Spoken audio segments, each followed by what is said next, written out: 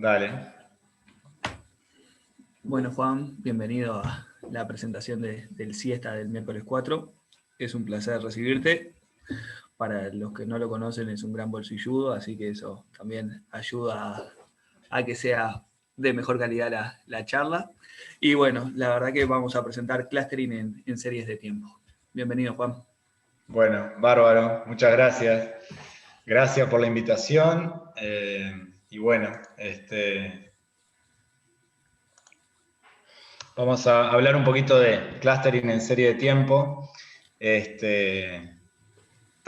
voy mostrando un poco el resumen. Voy a intentar que no lleve más de 40 minutos, pero vemos. Así más o menos estemos en... Bueno, primero voy a hablar muy brevemente de clustering en serie de tiempo, en la introducción, pero casi nada, digamos.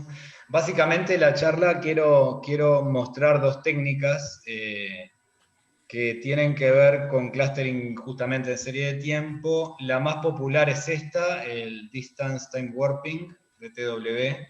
Voy a explicar bien de qué se trata, cómo se calcula, por qué es bueno, qué virtudes tiene, que eso es lo que está acá en esta parte.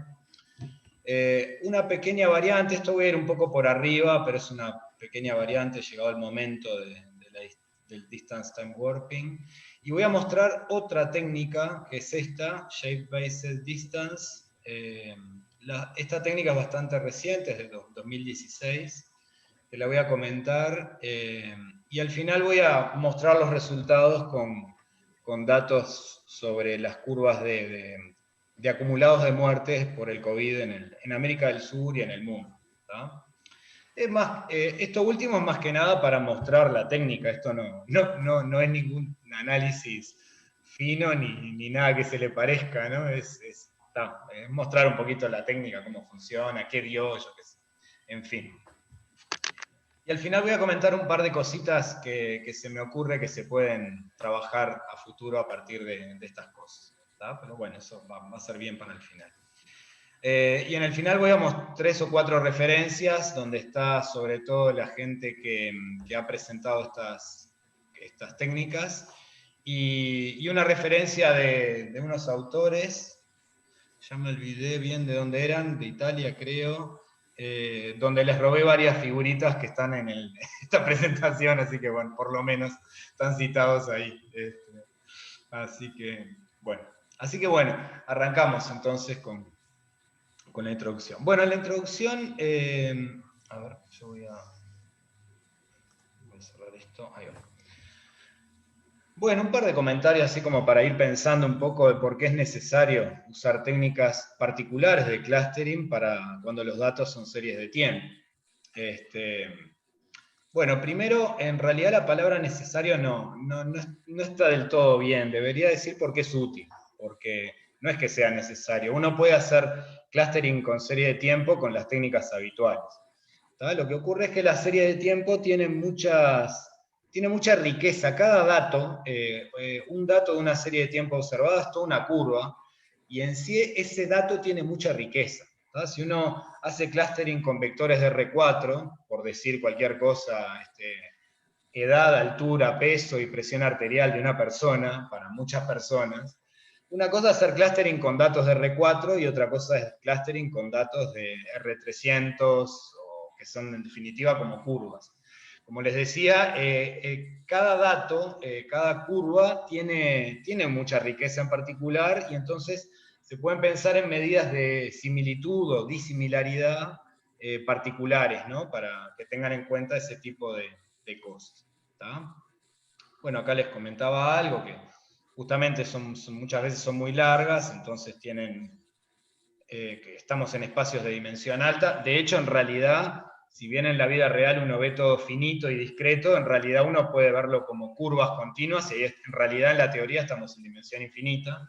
Entonces, bueno, eso genera ciertos problemas. Este segundo punto es un poco lo que les comentaba recién, que las técnicas de clustering habituales toman cada individuo, cada vector como un átomo, como una cosa, y ahí entre ellas definen distancias. Ahora, si cada dato es toda una curva observada, una serie de tiempo, entonces, ahí tenemos, yo qué sé, distintas formas de las series de las curvas que uno observa, etcétera, etcétera. Distintas características que pueden ser contempladas en la función de distancia o disimilaridad que uno va a definir cuando hace clúster.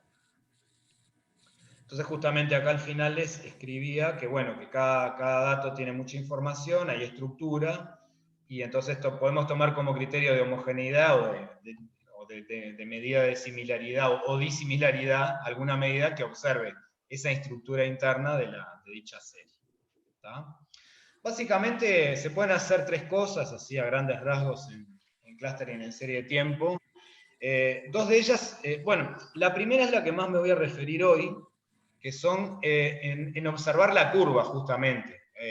Que la homogeneidad entre dos curvas tenga que ver con la forma de la curva. Eso van a ser básicamente los dos métodos que voy a hablar, que planificaba para hablar, el Distance Time Warping y el Shape Based Distance. Así que esto es más bien lo que vamos a hablar. Y después en el 2 y el 3 es un poco lo que uno hace cuando no usa técnicas especiales de clustering en serie de tiempo, que es lo que hace, y bueno, reducir la dimensión, observa alguna característica, y luego trabajan con esa característica, como que de la curva de la serie de tiempo me quedo con tal característica, y en definitiva, después trabajo y hago clustering con esas características, por ejemplo.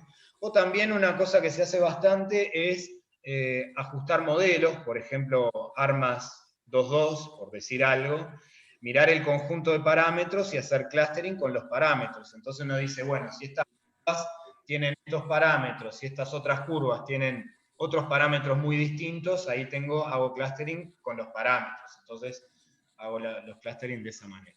Entonces, bueno, son más o menos lo que uno ya piensa, me imagino, con respecto a esto, ¿no? Entonces, bueno, más bien hoy vamos a hablar de las que están basadas en esto, en algo que tenga que ver ya, que está bien pensado para un dato que sea una curva, ¿verdad? Cuando el dato es una curva, que esté bien pensado para eso, y bueno, que tengan que ver con la forma de la curva, ¿verdad? Entonces, bueno, voy a arrancar ya entonces con el Distance Time Warping, voy a explicar lo que es, de qué se trata. Escribí bastante, así que casi que puedo leer, básicamente. La idea es, supongamos que tenemos dos series de tiempo, o sea, ahora lo que vamos a apuntar primero que nada es, como pensamos en clustering, queremos definir una distancia, ¿tá? O sea, los dos métodos que voy a hablar hoy es definiendo una distancia entre dos curvas, entre dos series de tiempo. Así que ahora vamos a ver el Distance Time Warping, que va a ser una distancia entre una curva observada de esta forma, que sería mi primer serie de tiempo, la serie X, y otra, ¿tá? Y1, y 2, y M. Una ventaja que tiene el Distance Time Warping justamente es que no tienen por qué tener la misma cantidad de datos. Lo cual es bueno, porque uno, por ejemplo, podría hacer un clustering habitual, tipo con la distancia euclidiana, por ejemplo, pero ahí si no tengo igual cantidad de datos en las dos curvas, ya no lo puedo hacer, por ejemplo, ¿no? Bueno, o puedo darle alguna vuelta, algún invento para trabajar con la misma cantidad de datos, pero necesito hacer eso. Acá no me importa. Tengo dos series de datos con las longitudes que uno quiera, longitudes N y M. Entonces primero la idea, acá escribo un poco la idea de lo que se trata, es alinear los datos de la serie X con los datos de la serie Y. ¿De qué manera? Y bueno, se supone que son series de tiempo, o sea que acá son instante 1, instante 2, instante n, instante 1, instante 2, instante m. La idea es ir recorriendo todos estos datos de X y todos estos datos de Y de manera creciente en el tiempo, porque el tiempo va de manera creciente. Voy a vincular, como acá les puse, el inicio de cada curva, el X1 lo voy a vincular con el Y1, y el final de cada curva con el final, pero claro, como N y M son distintos en principio, voy a permitirme que el X1 asociarlo con el Y1, pero también me voy a permitir asociarlo con el Y2, con el Y3, etc., ¿no? O sea, voy a permitir hacer varias asociaciones de un dato de la serie de tiempo, de X con la de Y. ¿Tá? Entonces, bueno, acá viene una formalización. Primero son las funciones de warping.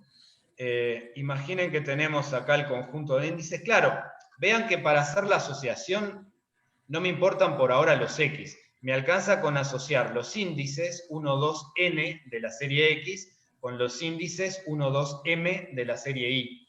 Así que por eso es que la definición está para los índices nada más.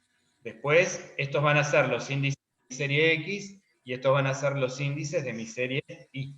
¿Tá? Entonces miren lo que va a pasar acá. ¿Cómo se definen estas funciones? Es una función de dos términos, pi1 y pi2, de dos componentes, que va a ir de I sub P van a ser los números del 1 al P, el P va a ser un número menor o igual que n más m menos 1. Esto es para que todo cierre bien, no le demos mucha importancia al P, al valor P. De tal manera que la idea es que con los pi1 voy a recorrer los n índices de mi serie X. Y por eso el pi1, ven, el primero es el 1, porque así tomo el x1, el último es n, porque así tomo el n, y voy yendo de manera no decreciente, pi1 de 1, pi1 de 2, pi1 de p, etc. Voy a ir, con los pi1 recorro los índices de la serie X. Y análogamente recorro los índices de la serie Y con la segunda componente, con el pi sub 2. ¿Tá? Ahora, con una particularidad, vean, tienen que ser de manera no decreciente, pero la diferencia entre el siguiente pi de I más 1 con el pi anterior, con el pi de I, debe ser menor o igual que 1. O sea, el pi más 1 puede ser o bien el pi o 1 más. O sea que eso es para asegurarme de recorrerlos a todos. O sea, yo del x1 me puedo quedar en x1, o sea, pi1 de 1 va a ser 1. Pi1 de 2 capaz que también es 1, pi1 de 3 capaz que también es 1, pero después el siguiente ya va a ser 2. O sea, o salto a 2 o me mantengo. Y voy de manera no decreciente, como les decía. Y lo mismo para el pi2, como ven acá. ¿Tá? Es lo que un poco lo resumí acá. Pi1 correr de manera no decreciente los índices desde 1 hasta n, que son los de la serie X, permitiendo repeticiones o aumentando de a una unidad, y análogamente con pi sub 2. Miren, acá hay un ejemplo. Si yo tengo para entender cómo es la asociación. Si yo tengo mi primer serie X1 con 2 datos, y mi serie con 3 datos, la Y, va a haber 5 posibles alineamientos que son estos. Acá los escribí, los 5. Ven, por ejemplo, el X1 lo asocio con I1, el X2 con I2 y el X2 con I3. ¿Tá? Ven que acá respeto que el X1 va con el I1, el último va con el último, y los recorro a todos. Ven, esta sería la función pi. Arranco con el 1, 1, que quiere decir que X1 lo vinculo con I1, sigo con el 2, 2, ven que acá del 1 salto al 2 y de este 1 salto a este 2, o sea, acá salté en los dos a la vez, fui al X2 y al I2, y acá ven el X1 quedó quieto, quedó en 2, y el X y el segundo, quiero decir, subió en 1, ¿no? Que es cuando asocio el X2 con I3. Lo mismo, bueno, con las demás. ¿Ven? Esta es otra posibilidad. X1 con I1, X2 con I1, X2 con I2 y X2 con I3. Esta sería la función pi, en definitiva. Asocio el 1 con el 1, que son estos dos. Después el 2 con el 1, el X2 con el I1, el 2 con el 2, el X2 con el I2, y el 2 con el 3, el X2 con el I3. ¿Tá? Y así uno puede construir. Esta sería la función pi de 1, pi de 2, pi de 3 y pi de 4 en este caso. El p sería 4 en este caso. Eso no importa mucho. De hecho, vieron que yo acá le puse flechas, porque bueno, uno ya está pensando en la asociación más que nada, más que en la función en sí. Pero bueno, esto sería la función pi, cómo va yendo la función pi. Y bueno, ahí están las otras. Después si quieren las pueden mirar. Entonces, bueno, ya nos estamos acercando a la definición de la función de distancia entre la serie X y la Y. Imaginemos que acá estoy en el caso 5, ¿no? en esta alineación de tiempos entre X e Y.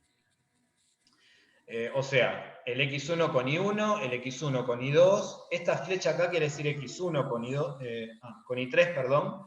Esta flecha acá quiere decir x1 con y3 y x2 con y3.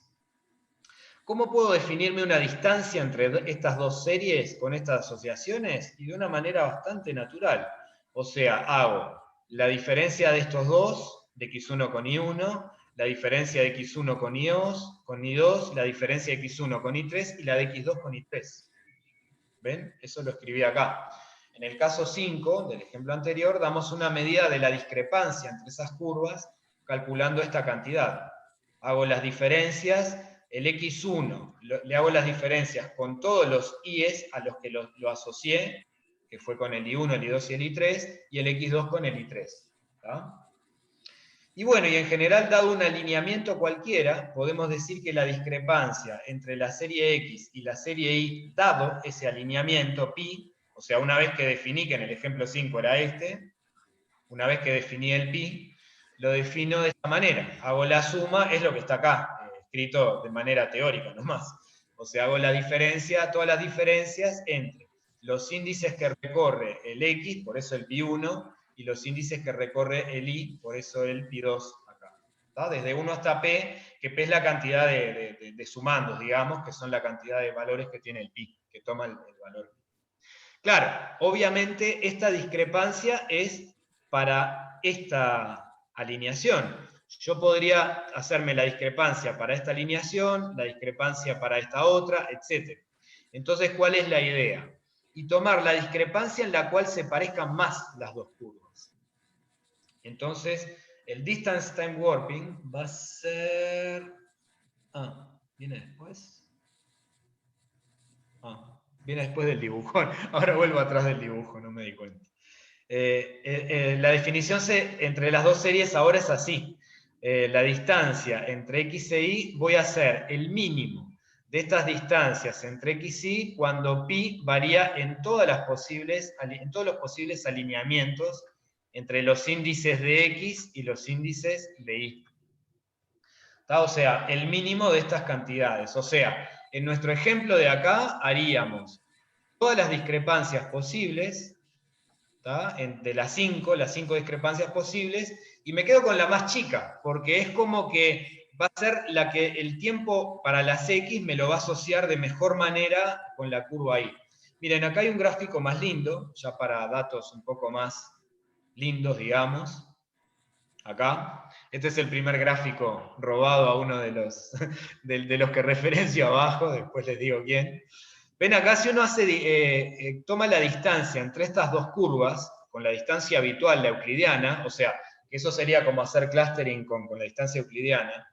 Vean que acá, por ejemplo, estas dos curvas está claro, si uno las mira, que deberían pertenecer a un mismo clúster, porque tienen exactamente el mismo comportamiento. Claro, estamos hablando de clustering pensando en la forma de la curva, ¿no? Obviamente. Si uno piensa en otras cosas, capaz que no, estas dos curvas no tienen que estar en el mismo clúster.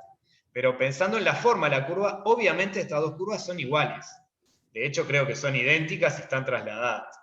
Si uno hace la distancia euclidiana entre ellas, por ejemplo, ven acá, tienen distancias muy grandes entre este punto y este punto. Claro, la curva en realidad en la vida real no es una curva, son muchos puntitos, ¿no? Las líneas acá son las distancias entre esos puntitos.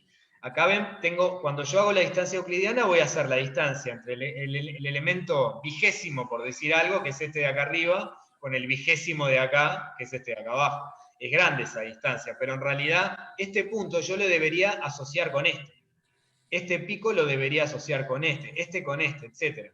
Entonces, en el distance time warping, uno hace, al barrer todas las asociaciones posibles, alineaciones posibles de curvas, voy a tener la que quiero, digamos, la de que los picos estos, ven, esta distancia entre estos dos puntos es mucho más chica que esta, por ejemplo. Entonces va a funcionar mejor cuando uno quiere mirar gráfico entre curvas, ¿no? Clustering de gráficos entre curvas. Entonces, bueno, acá viene la definición, como les decía.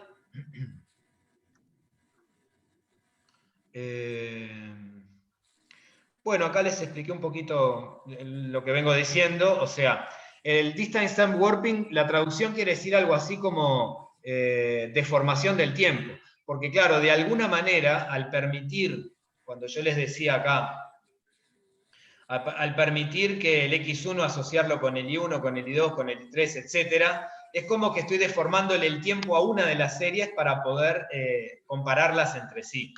Está muy buena la idea. Entonces, de esta forma consideramos todas las posibles deformaciones en el tiempo, o sea, todos los posibles alineamientos que vinculan X con Y, y tomamos el que me minimice la diferencia. ¿tá? Por ejemplo, en el distance time warping de acá, va a estar contemplado el alineamiento euclidiano de acá también, pero no va a ser el menor, no va a ser el que me va a dar el mínimo. Entonces voy a tomarme el más chiquito, voy a tomarme uy, se me fue el nombre del pi, voy a tomar el pi, el alineamiento mejor, digamos, para estas dos curvas. Bueno, entonces, ¿cómo se calcula esto? Y bueno, en la práctica es interesante porque se calcula de manera bastante rápida y óptima porque esto computacionalmente es muy largo, ¿no? Si uno empieza a hacer todos los posibles alineamientos cuando uno tiene una serie de muchos datos, sería muy largo. Sin embargo, se puede hacer de manera bastante corta, por suerte, que es lo que les voy a comentar acá. Bueno, primero, ¿cuántos alineamientos hay? Y bueno, el total de alineamientos es de orden exponencial. Son los que se llaman números de Delanoy, llevan esta fórmula. Se puede demostrar que estos números son exponenciales de la forma del estilo 5,8 a la n, donde n es el tamaño de la muestra, o sea, del tamaño de la serie, quiero decir. O sea que si yo tengo una serie de 100 datos, tengo un 5 a la 10 posibles alineamientos. Son demasiados, es exponencial. Pero por suerte se puede evitar pasar por todos ellos. Simplemente quería comentar, hay un tema lindo combinatorio acá que tiene que ver con los números de Lanoy. Lo voy a comentar un segundo nomás, pero ya lo dejamos de lado. Y es que, esto lo escribí acá, los números de Delanoy calcula la cantidad de trayectorias que van en el cuadriculado 0n por 0m, que unen el punto 00 con el nm, o sea, imaginen en los ejes el origen, el 00 con el punto nm, de manera que en cada paso del punto ij puedo subir 1 en i y quedarme el mismo j, o subir 1 en j y quedarme 1 en i, o subir los dos. Esto es como que en cada punto del cuadriculado tengo tres posibles movimientos. O me muevo una unidad en dirección horizontal a la derecha, o una unidad en dirección vertical a la izquierda, o una unidad en ambas coordenadas en dirección diagonal, para arriba. ¿tá? Vean, esta figura, cuando uno tiene 3,2, los números de Delanoy de 3,2 son 25 figuras que están acá. Este grafiquito, robado de Wikipedia, estaba lindo el gráfico, así que lo metí. Acá están los 25 gráficos posibles, ¿ven? Vamos del 0,0, que sería al 3,2. ¿Ven? Acá subo 2 veces para arriba y 3 veces a la derecha. Acá subo una vez para arriba, acá subo en los dos, sumo de a 1, y acá sumo 2 veces a la derecha. Y así. Y vean que la cantidad de caminos de Lanoy es lo mismo que lo que hablábamos hoy de los alineamientos acá arriba. ¿Se acuerdan? Cuando acá hablábamos de estas cosas. ¿Dónde fue que lo escribí acá? Que pasaba, que yo les decía que, bueno, en cada dato o nos mantenemos, la primera coordenada o se mantiene igual o suma 1, y la segunda coordenada o se mantiene igual o suma 2. O sea que es lo mismo que los números de Delanoy. La única diferencia es que arrancan en 1 en lugar de arrancar en el 0,0. ¿Tá? Por eso yo acá les dije, volvamos para acá. Acá les puse, quiero decir, que la cantidad de alineamientos es de n-1 a m-1, porque voy del 1,1 al nm. Entonces, bueno, se puede probar que esos números llevan esta fórmula y se pueden calcular de una manera sencilla, que esto es bien computacional y lo hacen bastante rápido, con una fórmula recursiva. Fíjense, miremos acá mi serie X y mi serie Y. O sea, primero, voy a llamarle X supra I, entonces, a los primeros I datos de mi serie X, y le voy a llamar I supra J a mis primeros J datos de mi serie J.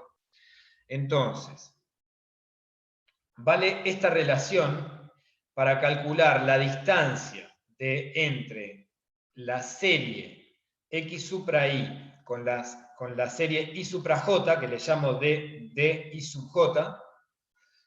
Tengo que hacer, ¿ven? Sería la distancia acá, sería, este lo tengo que asociar con este, así que esta resta debe ir. Y después le tengo que agregar, imaginen que tengo el mínimo alineamiento entre los x1, xy, al i1 y j menos 1, que eso sería este. ¿Dónde está? Acá, este sería. Es el mínimo alineamiento entre los i's de las x y los primeros j-1 de las i's. Después tomo, imaginen ahora que elimino este y hago todos los alineamientos entre todos los i's y estos de acá. ¿Tá? Eso va a ser la distancia del j, quiero decir, acá, con el i-1. Y después las distancias entre esta serie y esta serie. Entonces, agarro el menor de esos datos, que cuando le sumo el último, y ahí voy a tener el menor de los alineamientos para cuando agregué el x sub i y el y sub j. ¿Tá? O sea, hay que pensarlo un poquito, pero la fórmula está bien, es correcta, y así es como calcula recursivamente después la computadora cuando uno calcula la distancia time warping entre dos series. Arranca con x igual 1 y j igual a 1, que esa es fácil de calcular porque hay un único alineamiento posible, que es el que les escribí acá, y después recursivamente va calculando con el ij con esta formulita. Entonces se calcula bastante rápidamente, y claro, ¿cuál es la distancia finalmente de las dos series?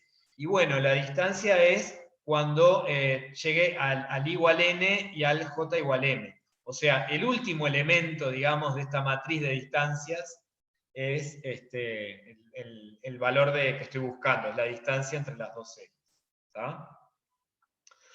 Bueno, dos virtudes importantes de esta metodología. Primero, puede ser utilizada para series de distinto tamaño, ya lo dije, y puede ser utilizado para el caso de series multivariadas, porque miren, acá, cuando yo les dije esto,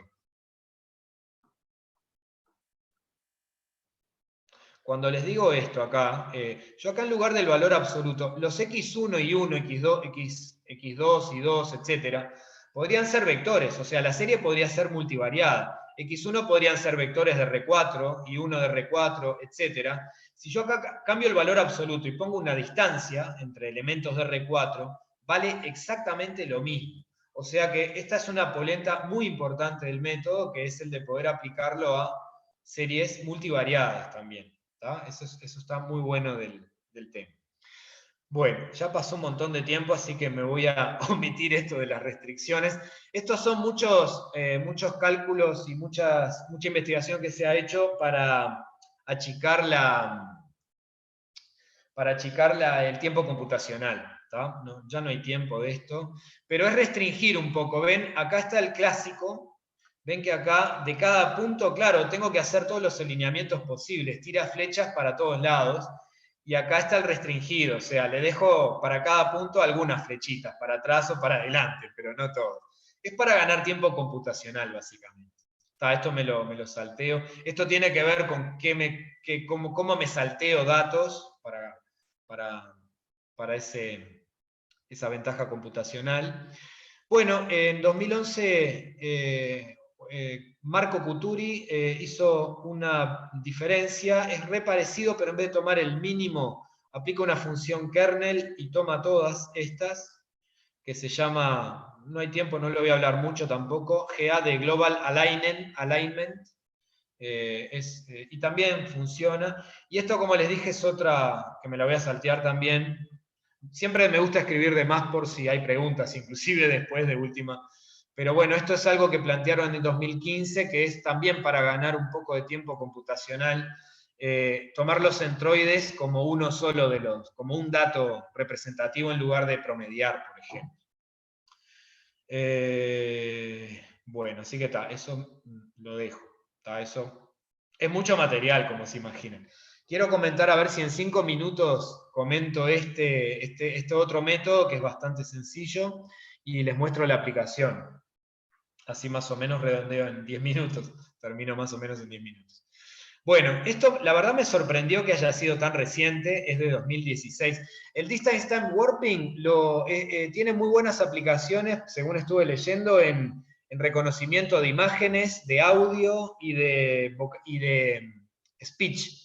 De hecho, en realidad los que lo plantean son unos ingenieros japoneses en los años 70, justamente ahora después les voy a mostrar las referencias para reconocimiento de speech, digamos, de habla. Y esto me sorprendió porque en realidad es bastante nuevo, es de 2016, y lo que hacen, la idea es esta: dan un procedimiento donde realizan clustering, y lo que hacen, definen una distancia, esta es la clave, que la medida de distancia, toman todas las correlaciones entre la distancia entre X e Y para todos los posibles delays que haya entre ambas series. Claro, eso es bastante habitual en la vida real, ¿no? Cuando hay un crack en la bolsa de New York, por ejemplo, con cierto delay genera un crack después en bolsas de otros países. Entonces, si uno mira una curva, están como corrida, una curva la de un país con la de otro. Entonces, ¿qué hace esta gente? Calcula las correlaciones para todos los posibles delays que pueden existir entre una curva y otra. Digo, me llama la atención que recién en 2016, dado que uno vive de covarianza en covarianza la vida del estadístico, me llama la atención que recién ahora ahora en 2016, alguien haya planteado esto. Ese es el otro método. Bueno, no hay mucho tiempo, pero ya les dije, la idea es básicamente esa. Ven, acá yo hago los corrimientos de la serie. Ese valores pueden ser para adelante o ese valor es para atrás, acá está la definición, y acá plantea lo que es la correlación cruzada para todos los posibles delays. Acá están todos los posibles delays, sean para adelante o para atrás. No son exactamente correlaciones porque no están restadas las esperanzas, pero bueno, son los productos escalares, en definitiva, corridos, como ven acá, para un lado o para el otro, normalizados. Esta cantidad termina tomando valores entre -1 y 1 porque es como si fuera un coeficiente de correlación, ¿tá? No es una covarianza esto, ni esto una varianza, ni esto una covarianza, pero en realidad la desigualdad de Cauchy-Schwarz igual me dice que esto va a estar entre -1 y 1, estas cantidades. Y la medida de distancia que definen entre las dos series, ven, acá necesito que tengan igual cantidad, aunque se puede adaptar esto si tuvieran distintas cantidades de tiempo, se puede adaptar, y entonces la definen de esta manera: 1 menos el máximo déjenme llamarle coeficiente de correlación, agarro todos los delays posibles, tomo el que tiene la mayor correlación. ¿tá? Entonces, si esto llega, este máximo podría ser 1, en ese caso la distancia es 0. O sea, justamente, ¿cuándo esto da 1? Cuando y es igual a x. Entonces, cuando y es idéntica a x, esto da 1 y la distancia es 0. O sea, no hay distancia entre las curvas x e y. ¿tá? Esa es la idea del método este. ¿tá? Tiene de contra que es para datos univariados nomás, porque acá ya el tema de la correlación ya nos obliga a trabajar de manera univariada. Entonces, para multivariados habría que hacer alguna adaptación coordenada o algo por el estilo, pero en general nunca da buenos resultados esas cosas. Así que esa es una desventaja. Bueno, no hay tiempo a hablar de esto, así que vamos a la aplicación. Bueno, como no tenía ninguna serie de datos muy a mano para hacer estas cosas, de varias series de tiempo, y no soy muy inventivo, se me ocurrió tomar los datos del COVID, que es lo que usa todo el mundo ahora. Y lo que tomé son las curvas para cada país, los datos correspondientes al total al acumulado de muertes por COVID-19 día a día, desde el 22 de enero del 2020 al 27 de septiembre del 2020. Tienen un mes atrasadas estas cuentas porque las hice hace un tiempito ya. O sea, o sea, para cada país yo tengo una curva, que en realidad es una curva formada por 250 datos, que va a ser una curva creciente, ahora las vamos a ver, ¿tá? Porque cada curva voy a tener el acumulado de muertos hasta el día tanto. ¿Tá? Hay un paquete que está buenísimo en R, que tiene todas estas metodologías que les comenté hoy, el Distance Warping, el SVD, el GAK, etc., y varias cosas más, que está buenísimo realmente, y fue el que usé para los clustering de esto. Y, a ver, acá están las curvas. Ahí va. Bien, acá están las curvas de Sudamérica, para ver algo, porque de todo el mundo son demasiadas curvas. Acá están todas las curvas de Sudamérica, ven por colores. La negra es Brasil, como ven acá. La celeste, que es la peor de todas, es Perú. Recuerden que este es el día 250, o sea, esto corresponde al 27 de septiembre. No les puse fechas acá, podría haberlo hecho. Al 27 de septiembre de este año. ¿Tá? Es el acumulado de muertos. Para comparar países, es importante esto, ¿no? Para comparar países de distintos tamaños de población, es acumulado de muertes dividido millón de habitantes, ¿tá? O sea, por millón de habitantes. Acá ven que la más alta es la de Perú, como les decía. Y bueno, Uruguay está casi en cero, como se ve acá, milagrosamente. El otro que está casi en cero es Venezuela, ¿tá? Que es la curvita esta, la violeta. Y bueno, como siempre, ¿en cuántos clústeres agrupamos? O sea, ¿cuántos grupos hacemos? Bueno, el programita se imaginarán que incluye, ¿dónde está? Acá.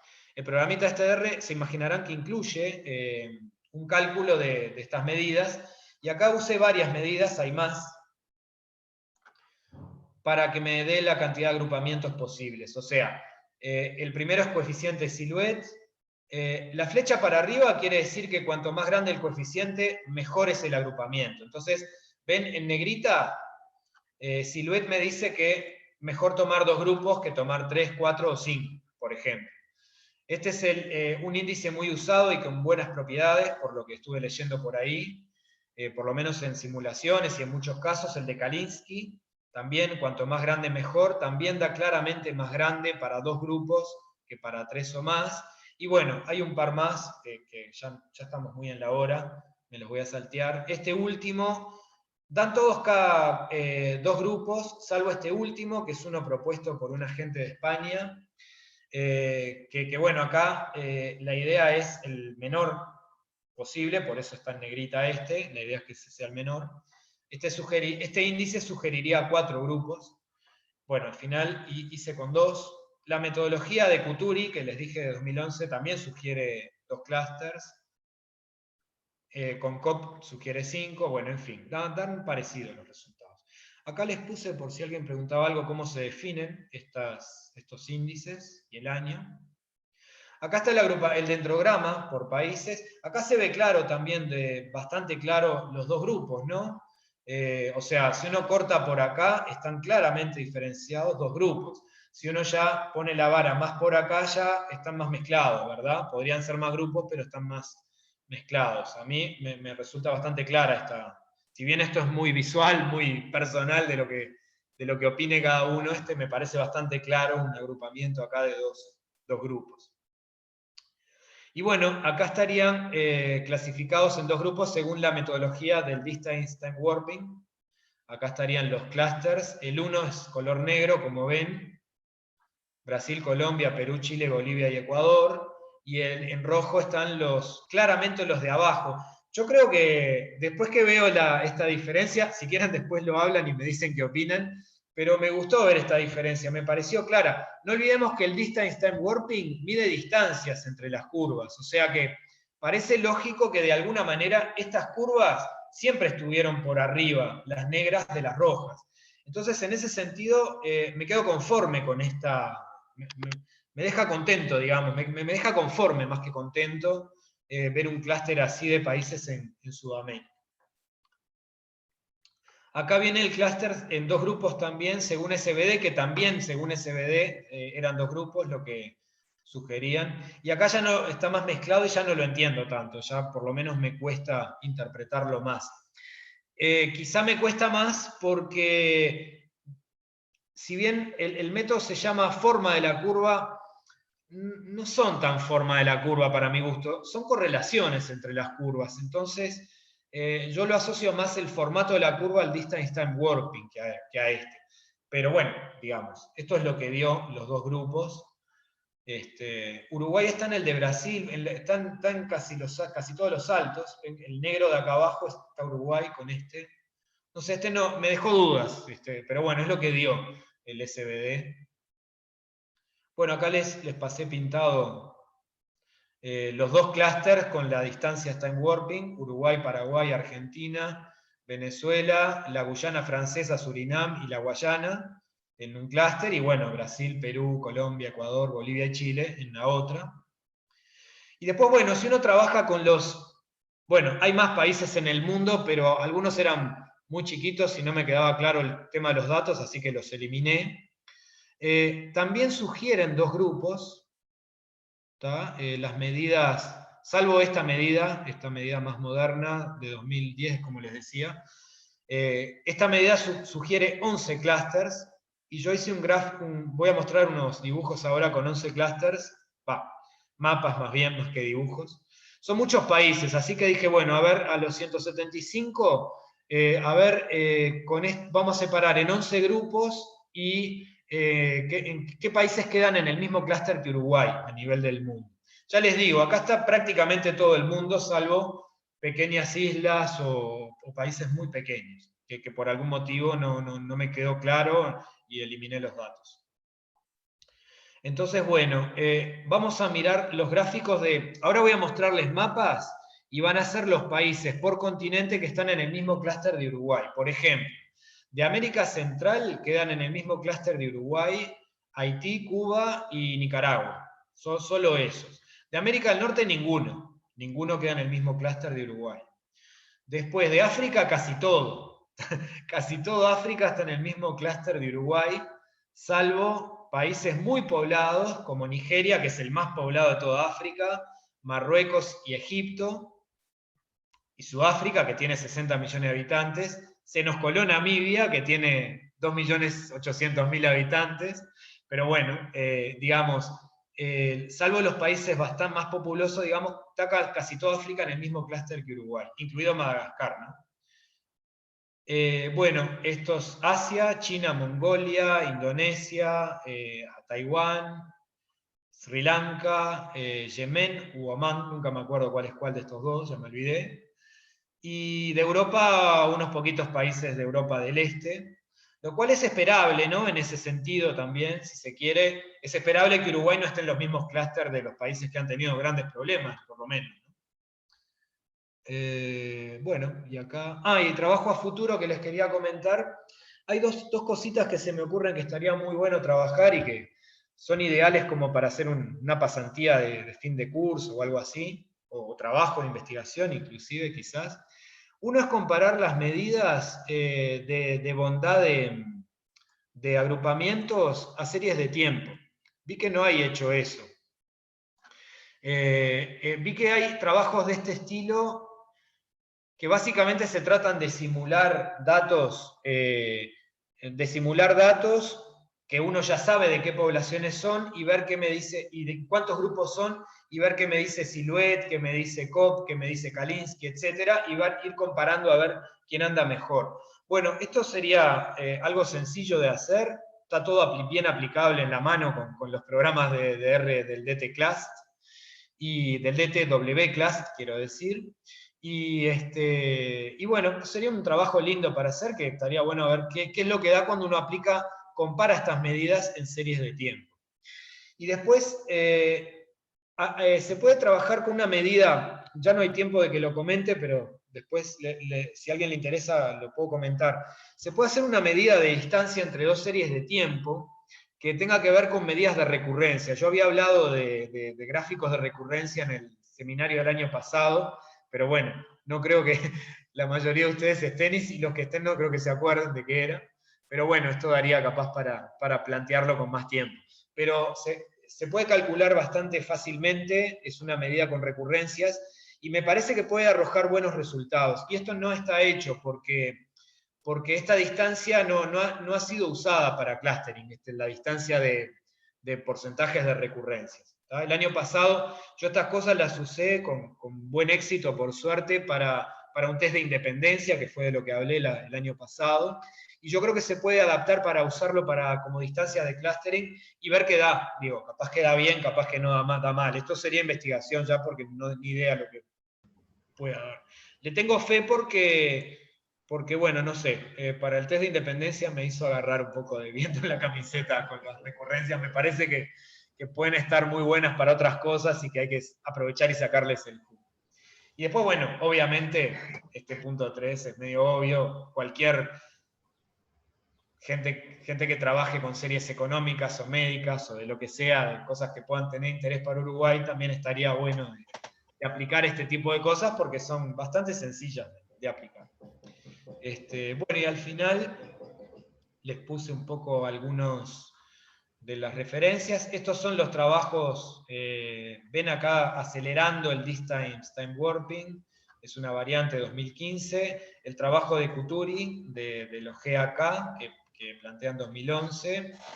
Esto es, ahí va, un trabajo de 2012, un capítulo de un libro que se llama el libro Advances in Data Mining, que es de esta gente que creo que son de Italia, como les decía. Y bueno, la mayoría de los gráficos, salvo el de Wikipedia de los caminos de Delanoy, se los robé a ellos, están acá. Y este es el trabajo seminal, los que plantean, no sé si son japoneses, pero al menos trabajaban en Japón, los que plantean el trabajo del distance, el Dynamic Time Warping.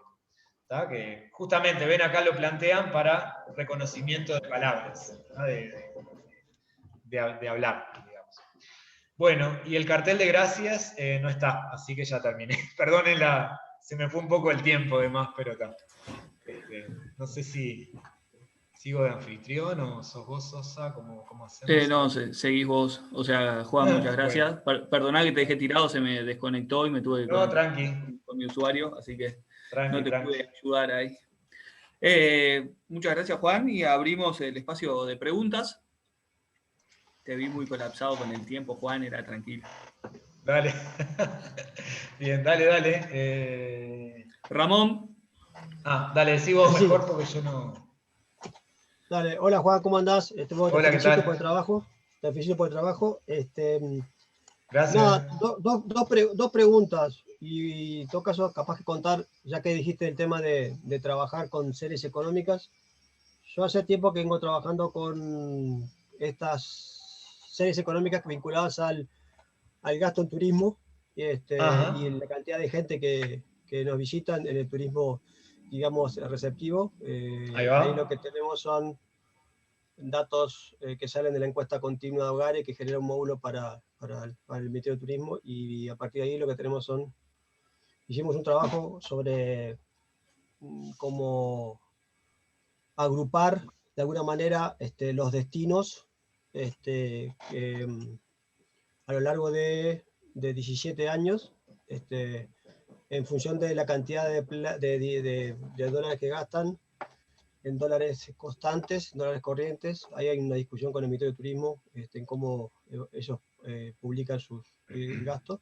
Ramón, sí. Ramón, perdón, no Sí. es la encuesta continua de hogares, encuesta continua de hogares es para turismo interno. Vos estás hablando de la encuesta que hace el Ministerio de Turismo, ¿está? De turismo, perdón, vale la aclaración. Estuvimos trabajando con eso y encontramos cosas interesantes. Y la otra cosa en la que estamos trabajando no tiene que ver con esto, que es más bien del palo de la medicina. Es estamos trabajando con electrocardiogramas que tienen 9.000 puntos, pues son 30 segundos de duración de un electrocardiograma de una sola derivación, que cada uno tiene 300 valores en cada segundo. Y bueno, la idea justamente es lograr ahí es un problema de clasificación, en principio, no supervisada, y la idea es tratar de agrupar patrones de electros que, digamos, de electros que son de personas que son sanas contra personas que tienen algún tipo de anomalía, en particular la fibrilación auricular, que es digamos, una anomalía en el ritmo cardíaco. Entonces son cosas en las que estamos trabajando. Obviamente acá son, digamos, en realidad todavía estamos viendo a ver cómo lo vamos a trabajar, con qué lógica, si de DW o con lógica, por ejemplo, de otro tipo, digamos, de distancia, más que de ver cómo se alinea, sino exactamente a qué distancia están cada uno de los, de los electros. Ahí es un tema, digamos, de que hay mucho más cantidad de observaciones, o sea, lo que tenemos son cerca de 430 electros y cada uno de ellos son series de, ya te decía, de 9000 puntos. Eso es un poco para contar un poco de las cosas que se están haciendo ahí, acá en el IESTA, digamos, con cosas bien diferentes. Pero la pregunta ahora va relativo al trabajo que mostraste sobre el COVID. No sé por qué optaste por hacer algo así como la incidencia acumulada, que es ese asunto de cantidad de casos sobre relativizado al total de personas de cada país, y no hacerlo en la cantidad de casos por día, que en realidad es como que muestra un poco mejor, me parece, la dinámica del fenómeno, ¿no? Es decir, pues si entendí bien lo que están trabajando son con... Entonces yo, la verdad que desde el punto de vista epidemiológico hubiese pensado primero en hacer la comparación de cómo son las tasas de incidencia, o sea, digamos, la dinámica casi instantánea, o sea, diaria, si querés, en cada país, más que de pronto el acumulado. Porque estoy casi seguro que probablemente la clusterización, si lo haces con esa otra lógica, probablemente te agrupe de forma diferente los países. Sí, sí. Bueno, primero que nada, te recuerdo que les dije al principio que bueno, lo usé para mostrar la técnica, o sea, no es ningún trabajo de nada, eso era solamente mostrar la técnica. En realidad yo primero pensaba igual que vos, me hubiera gustado más hacerla así, pero en realidad resultó más fácil hacerla con los acumulados, porque las curvas son un poco más suaves con los acumulados. Y la diaria, yo hice una prueba, pero la dejé por ahí, no quise hurgar porque no era mi interés tampoco, con las curvas por día de muertos, que ahí, bueno, son curvas con picos, ¿no? Con subes y bajas, y ahí me empezaba a dar un poco cualquier cosa, y eso seguramente tiene que ver con los outliers, porque eso es un tema complicado con la serie de tiempo. Outliers, después los clusters los revienta también. Entonces, de hecho, hay muchos trabajos no sé si muchos, pero he leído algún trabajo por ahí, por arriba, no es que haya leído ni estudiado, pero de que tratan de usar técnicas de cluster en serie de tiempo que elimine algunos outliers, por ejemplo, porque generan tanto ruido a veces que complica las cosas. Y la verdad que al final dije, es más, lo tomé de un punto de vista un poco más didáctico también, dije, con la curva creciente se ve más claro, lo otro me empezó a dar medio raro, y ya te digo, y los picos eran gigantescos, entonces no podés mostrar ni un gráfico así, porque si mostrás todo un pico de uno, te queda todo aplanado en cero los demás. Y quedó por esa, pero obviamente esto uno puede hacer lo que quiera. Yo usé, de hecho, los datos de muertos también, porque me parecieron dentro de los datos que hay, los datos más limpitos, entre comillas, o los más claros para comparar entre países. Porque los muertos murieron. No es que, por ejemplo, yo que sé, otras variables que hay mucho por ahí, cuántos test se hacen, cuántos dieron positivo, cuántos contagios. Se puede hacer así. Inclusive también se puede hacer el distance time warping usando todos esos multivariados. O sea, en vez de tomar la acumulada de muertos, tomo todas. País Uruguay. Entonces agarro mi variable 1, el acumulado de muertos. Mi variable 2, el acumulado de test positivos. Mi variable 3, el acumulado de no sé qué. Y hago lo mismo ahora por clúster por países, pero con curvas multivariadas. Que ahí uno ni siquiera ve nada cuando empieza a dibujar, ¿no? Obviamente, pues ya se nos va la visión. Pero sí, obviamente, está todo para explorar y para hacer 8 millones de cosas, si a uno le gusta y le interesa. Y claro, todo lleva tiempo. Yo cuando vi que para curvas diarias dije, me iba a llevar mucho más tiempo, y además los gráficos no iban a quedar buenos por los outliers y todo, dije, usé los acumulados, dieron más limpitos, quedó más claro todo. Me quedé contento con cómo funcionó la técnica, porque para para mí el DTW funcionó bien, para mi modo de ver por lo menos, aunque es discutible, como siempre lo digo, es súper discutible esto, pero sí, obvio, digo, se pueden agarrar los datos y hay mucho para hacer, uno no se puede aburrir nunca haciendo cosas con todo esto, así que sí, Claro, sin duda. Bueno, muchas gracias. Dale. Gracias, Juan. Bien. Laura. Hola. Hola. Hola, Juan. Gracias. Hola. Bueno, iba asociado un poco capaz a lo que justo terminaste. A mí me queda la duda la aplicación en series económicas, por la parte conceptual. La parte acumulativa en muchas series económicas no la puedes tener. Digamos, porque a no ser que hagas un índice que crece en el tiempo, pero desde el punto de vista de la interpretación no tiene sentido. Pero el desempleo o el PBI uno no lo acumula en los meses, entonces te quedarían series de ese estilo como vos tenías en Los Muertos. Exacto. Entonces me queda la duda, porque una cosa me parece que es la aplicación cuando dice en los discursos, que si todos decimos hola y ve, bueno, quieren agrupar, ¿cuánto decimos hola o hola? Digamos, ¿cuánto más lento o más rápido hablamos cada uno de nosotros? Económicas me queda un poco de duda. La pregunta venía, yo sé que no lo, digamos, tú lo aclaraste ya varias veces con respecto al trabajo, pero tú dijiste que tomaste datos de enero a septiembre, ¿no? Sí. Ahora, la pregunta es, ¿en cada país lo llevaste, definiste el día 1 cuando empezaron a tener casos, entonces la serie... No, si mirás las curvas empiezan de 0. Claro, pero ahí eso, porque digamos, porque ahí en América del Sur que empezaron bastante juntos. Exacto.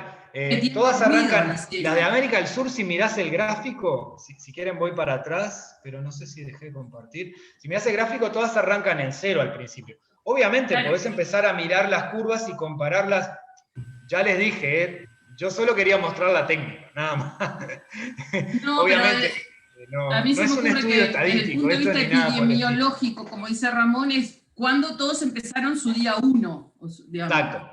Y bueno, y eso está el bueno. 25 de enero. Eso está bueno hacerlo porque yo lo pensé también hacer, y al final no me dio el tiempo, y me quedé con estos gráficos. Me pareció que podía estar más bueno hacerlo desde el día 1 de cada país. Total, lo bueno del método es que pueden tener distinto largo las curvas, así que sí, bueno. No, eso sí, pero el tema es el inicio, que claro, mucho tiempo, de enero a marzo, los países de América del Sur tienen 0, porque no tenían la pandemia. Exacto, sí, claro, todo el principio, las primeras curvas, las curvas todas arrancan en 0. Es más, creo que lo hice medio explorativo, pero al final no generé gráficos. No me acuerdo que me dio, no sé, no me acuerdo. Algo miré por ahí, pero al final me quedé con estos gráficos, así que era lo fácil, digamos, para mostrar. Acá en Uruguay hay una aplicación que yo conozco, de Ariel Erlento, hizo su tesis, una tesis, digamos, aplicando la DTW. Ajá, no sabía. Bueno, Erlento falleció hace mucho tiempo ya, pero Ariel... sí, aplicó. Yo, de los que acá en Uruguay, yo sé que él lo aplicó, digamos, y tenía todo el tema ese de los speech, digamos. Ahí va. No sabía, la verdad que no tenía ni idea. Yo creí que te había comentado cuando hablamos. Sí, vos me comentaste que él había hecho algo y yo creo que busqué y creo que encontré, pero no encontré nada de que tenga que ver Para con mí eso. trabajó con la DTW. Puede ser, sí. La verdad que pero no sé. Voy a volver a buscar. Sí. A mí me queda la duda si esa en las series económicas, si no funcionan más las correlaciones, ¿vos sabés? Bueno. Lo dejé todo para que... No sé. para ustedes. Es intuitivo, digamos, ¿no? Yo ahora termino la charla y chao, me fui. Yo les tiro el bardo a ustedes. Ahora laburen ustedes con las series económicas. No, está muy sí, bueno. Puede ser, ¿no? Está muy bueno. Y yo miré el paper de las correlaciones y me pareció que está muy bueno. Y me muestra unos gráficos que están muy buenos. No me gustó mucho cómo quedó en estos gráficos, planteé yo, pero digamos. Además es como todo, ¿no?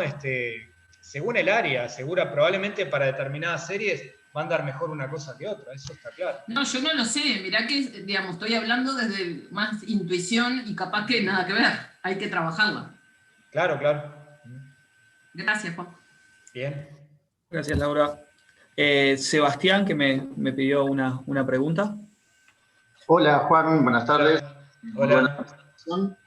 Yo tengo una duda muy puntual de ver el gráfico, básicamente, aquel que robaste de los italianos, de rojo y azul. Que vos decías que las distancias mínimas eran, digamos que preferían las distancias mínimas, ¿no? Pero justo ahí hay una curva que elige una distancia mínima cuando la natural pareciera ser la otra más larga, digamos que es cuando baja la curva. Mi pregunta muy chiquita es si hay algún sesgo en ese tipo, digamos, al elegir justamente las distancias más largas. Ahí, al verlo ahí parece como muy obvio. Vos sabés que no te entiendo la pregunta. ¿El sesgo de qué? ¿Cómo? ¿Cómo? Si tenés la presentación para mostrarla, que capaz que es más fácil. Sí, para que...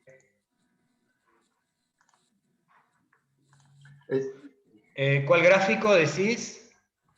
En las que están las distancias, mostrar las distancias en las dos series que son casi pegadas, pero con un... Sí, supongo que sí. El primer gráfico que mostrar. Sí. A ver... No me pasé acá, me parece. A ver, ¿dónde estaba eso? Creo que es un poco más arriba. Acá, sí, Ahí va. Sí, ves que desde la caída que tiene el rojo, elige la subida del azul. Es muy chiquita la duda, digamos, que no sé cuánto puede afectar eso, pero digamos, uno naturalmente esperaría que esa caída pareciera tener más que ver con la caída de la otra serie. Sin embargo, como elige la que tiene menor distancia, elige el aumento. Es eso, digamos, si hay alguna estimación de cuánto puede sesgar ese comportamiento, digamos, por elegir la distancia menor. No, la verdad que no sé, pero en realidad se puede medir, me parece, si es que entiendo la pregunta, porque cuando calculan, viste que había una forma recursiva, ¿no?, de calcular el DTW, y en realidad vas calculando recursivamente, como que vas recorriendo cada curva. De repente podés detenerte y tomar pedazos de curva hasta el punto donde quieras comparar y ver, y ahí ver cuánto te aporta, por ejemplo. Pero igual no estoy seguro si esa es tu pregunta tampoco. No, es si al elegir la distancia menor no hay algún tipo de sesgo. Es esa la pregunta. Digamos, a mí se me ocurrió esa pregunta cuando vi eso, que elegía una distancia menor que no era la que asimilaba más una curva con la otra. Entiendo que es justo un punto y probablemente todo el recorrido pese mucho más, pero bueno. No, y claro, lo que pasa es que no te olvides que es la suma de todas las distancias, claro, ¿no? Entonces, da lo que da, yo qué sé, la mínima. O sea, es la que empareja de mejor manera, digamos, la que deforma el tiempo a una de las curvas de mejor manera entre sí. O sea, lo más parejo que están estas dos curvas es esto. Bueno, entonces después en clustering considerás, si esto es poco, están en el mismo grupo, y si es mucho, están en grupos distintos, yo qué sé, pero no sé si respondí tu pregunta, pero tampoco sé si lo entendí al final, lo del sesgo, pero está. ¿Está bien? ¿Te cierra más o menos? Si no... Sí. Gracias. Dale. Gracias, Sebastián. ¿Alguna pregunta más? Yo tengo una, Andrés. Dale, Cecilia, por favor. Sí, por favor. Bueno, muchas gracias. Justo nosotros estamos trabajando con Emiliano, Gabriel y otra gente sobre datos del COVID también, y estábamos midiendo distancias entre países, pero estábamos usando distancia euclidiana. Así que esto nos viene bárbaro para solucionar algunos de los problemas que teníamos del desfasaje temporal. Sí. Y bueno, quería preguntarte cuál era bien el paquete de R. ¿Es el DTW o es otro que estás usando? Si querés, mandame un mail y te lo mando. Te digo bien. Sí, creo que se llama DTW. Estaba por acá. Eso, y de los materiales que listaste ahí, ¿cuál recomendarías como para citarlo, como para empezar? Para citarlo, en un trabajo, Sí, decís. para empezar a meterse, claro, mejor. ¿Por dónde empezarías? No sé, yo creo que, mirá, a ver, para que vea. Comparto de vuelta.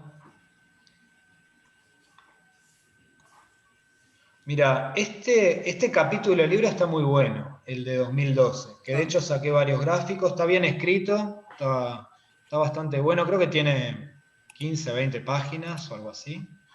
Este no lo leí, lo miré pero no lo leí. Este tampoco lo leí, el de Begún, pero me falta... Este lo leí, está muy bueno. Ah, me faltó el de... Ah, no, está acá abajo. Este está muy bueno también, que es el de justamente el SBW, que es el que trabaja con la distancia de las covarianzas. Este está muy bueno también. Bien. No sé si son para empezar a leer, porque no sé si hay algo que... Medio que tal, lo vas leyendo de a ponchazos, digamos. O sea, digamos, yo creo que este está bueno en ese sentido, porque este sí arranca bastante de cero. Y te habla bastante de la distancia, distance time warping. Y después hay un artículo que, si querés mandame mail y te digo cuál es, que por ahora no me acuerdo ni los autores ni nada, que también estaba bastante bien, pero no estaba muy explicativo, pero tenía un montón de referencias por si querés buscar otras cosas, digamos, otras referencias. Vale, buenísimo. Otros estudios. Mandame mail en todo caso, con el listado de lo que necesites y te respondo. Buenísimo, muchas gracias. Dale. Gracias, Lucía. ¿Alguna pregunta más?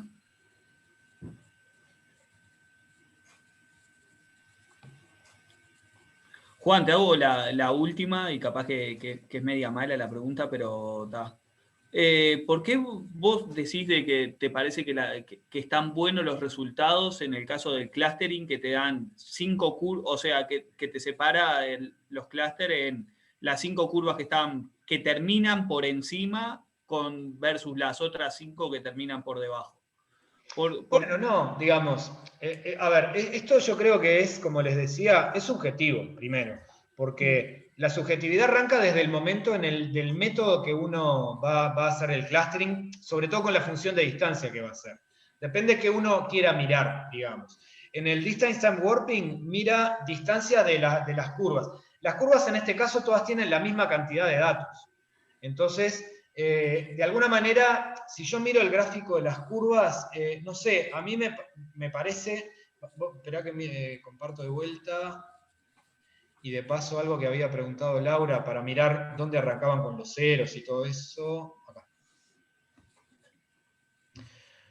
O sea, si hicieras una medida de curvas, por ejemplo, por diferencias de áreas. A ver, vamos a mirar acá. Acá. O sea, yo veo que, por ejemplo, si mirás las rojas, ven que todas arrancan en cero, lo que hablábamos. Por lo menos hay como 60 o 70 días donde todos los países están en cero. Uno puede hacer el clustering a partir de acá, o a partir de en cada punto de cada país donde arranque. Yo creo que lo hice a partir de acá y me dio lo mismo, creo. No lo recuerdo exactamente ahora. Pero en tal caso...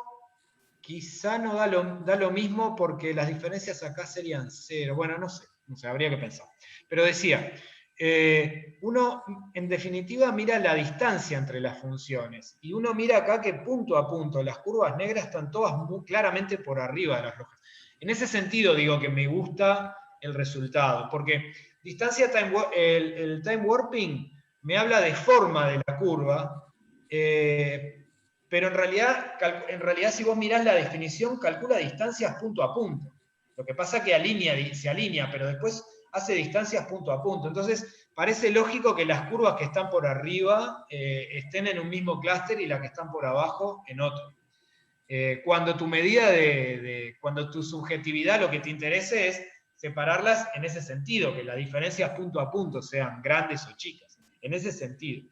Porque el otro también habla de forma, le llama forma, K-shape, de hecho, y calcula covarianzas. A mí no me convence mucho, no me resulta una medida intuitivamente de forma de curva una covarianza, aunque le haga la covarianza con los delays que quieran y todo.